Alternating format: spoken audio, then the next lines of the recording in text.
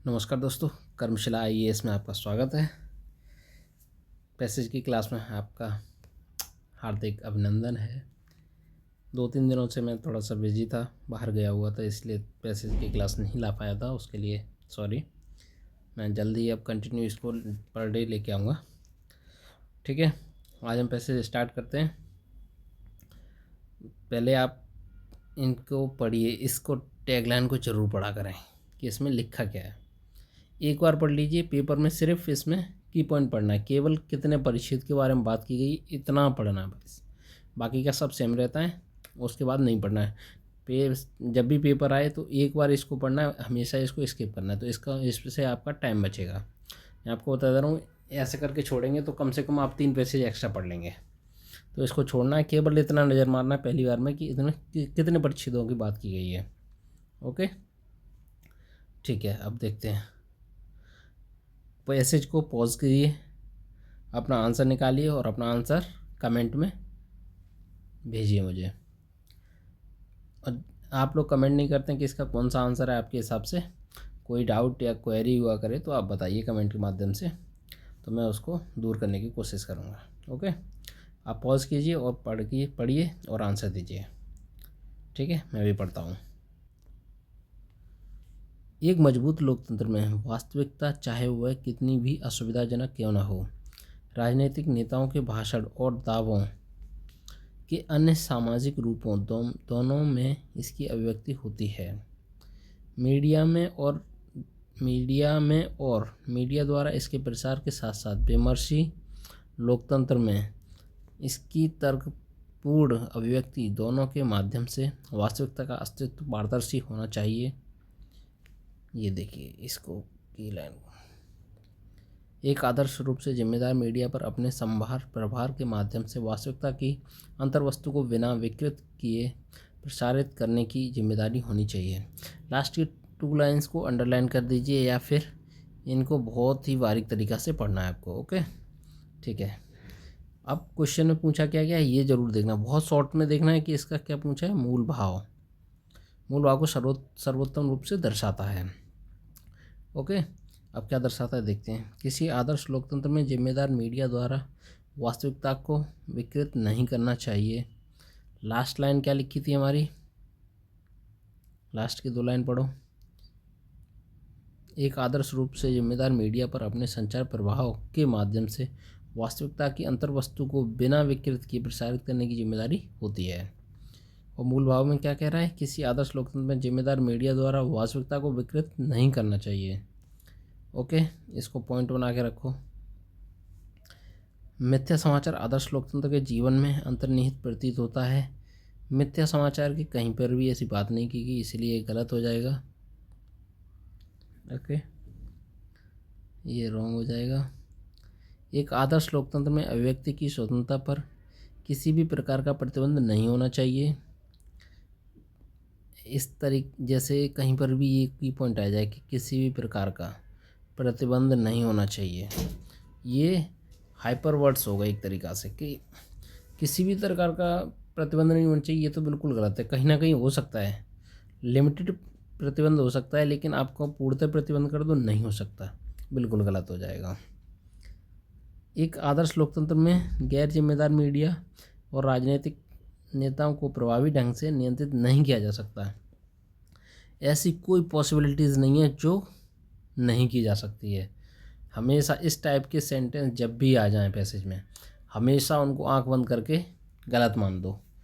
कैसे, एक आदर्श लोकतंत्र में गैर जिम्मेदार मीडिया और राजनीतिक नेताओं को प्रभावी ढंग से नियंत्रित नहीं किया जा सकता। ऐसा ना तो इसमें बोला गया है पैसेज में, और ना ही ऐसा कभी हो सकता है। जो चीज़ नॉर्मल लाइफ में भी नहीं हो सकती उसको हमेशा गलत माने। ठीक है, तो ऑटोमेटिकली हमारा जो आंसर है वो क्या निकला है, ए। ये हमारा आंसर है। Okay, next. आजकल पॉज कीजिए, पढ़िए और उसका आंसर दीजिए। ओके,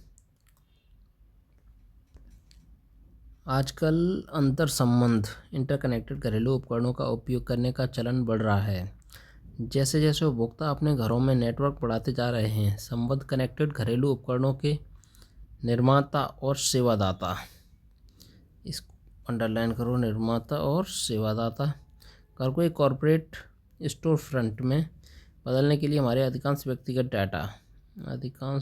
डाटा को हमारी सहमति से या सहमति के बिना एकत्रित करके लाभ के कम मार्जिन की प्रतिपूर्ति करना चाहेंगे।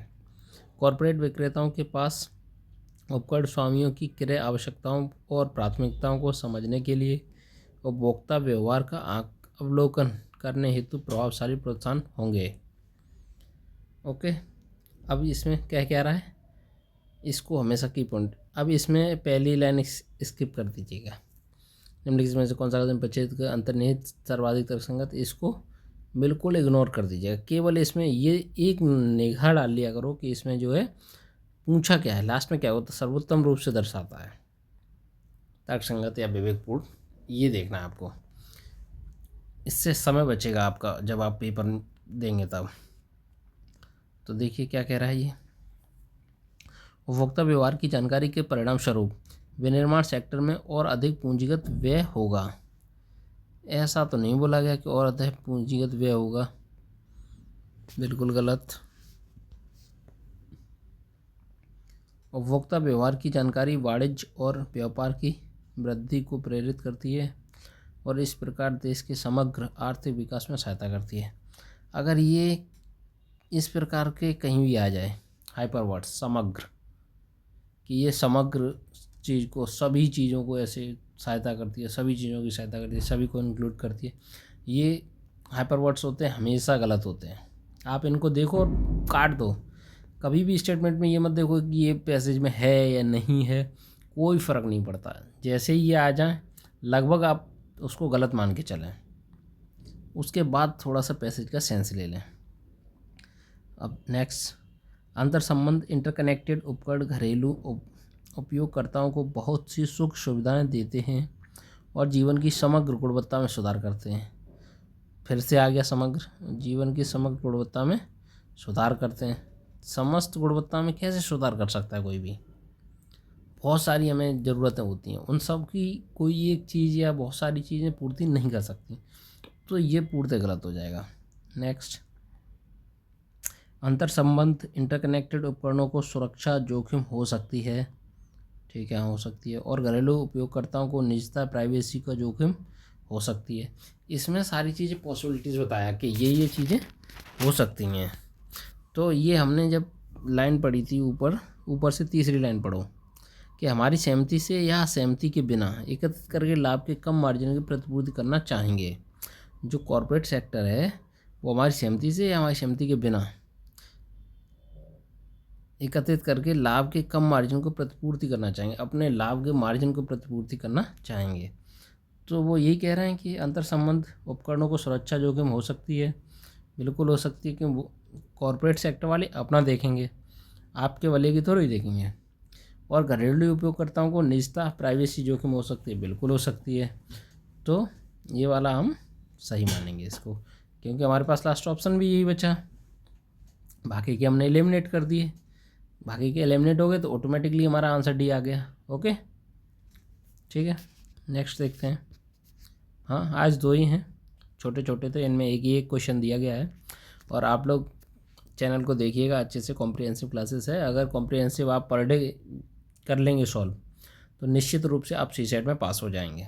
रीजनिंग कॉम्प्रिहेंसिव पर पकड़ बनाइए और मैथ के कुछ 2-3 चैप्टर को सॉल्व कीजिए, नंबर सिस्टम, परसेंटेज और कुछ एलसीएम वगैरह जो आपको समझ में आते हों।